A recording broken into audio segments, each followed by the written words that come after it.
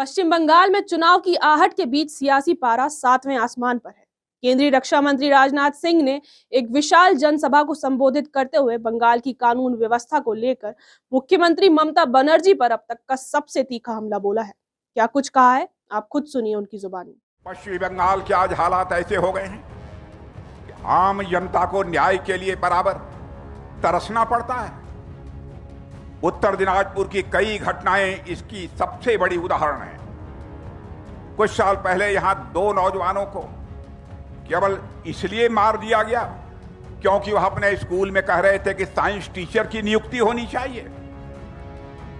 2023 में एक मासूम लड़की के साथ दरिंदगी हुई और उसकी हत्या कर दी गई। जब लोगों ने न्याय मांगा, इंसाफ मांगा, तब वहां के पुलिस ने उन पर ज्यादती की और एक नौजवान को, इसी बंगाल मां की कोख से पैदा हुए एक नौजवान को अपनी जिंदगी से हाथ धोना पड़ा था। मेरे बहनों भाई, और आज तक उन परिवारों को कोई इंसाफ नहीं मिला है।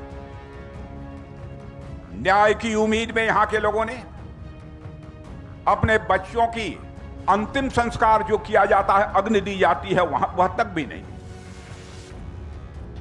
अजीबोगरीब हालात हैं यहां के। सोचिए कितना दर्द होगा उन परिवारों के दिल में जो आज तक अपने बच्चों का अंतिम संस्कार भी नहीं कर पाए।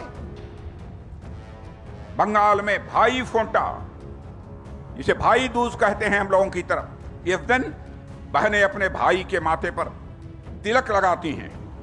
भाई अरे कोपाले दिलाम फोंटा, जोमेर दुआरे पोरलो कांटा।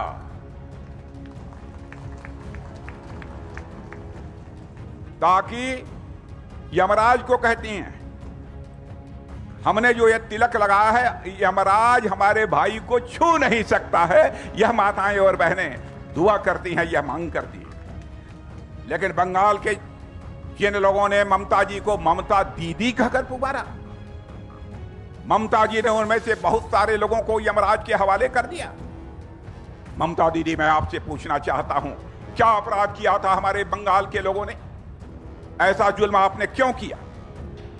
और इस बार के चुनाव में बंगाल की जनता, बहनों भाइयों, ममता जी से इस सवाल का जवाब लेकर रही।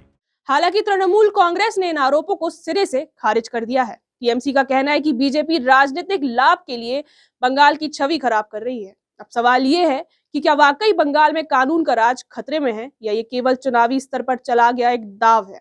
फिलहाल राजनाथ सिंह के इस प्रहार ने बंगाल की राजनीति में नया उबाल ला दिया है। आपके राज्य से लेकर आपके शहर तक की हर बड़ी और छोटी खबर सबसे पहले पाने के लिए जुड़े रहें डीजे न्यूज लाइव के साथ। चैनल को अभी सब्सक्राइब करें और बेल आइकन दबाकर पाए हर जरूरी अपडेट सबसे पहले, सबसे तेज।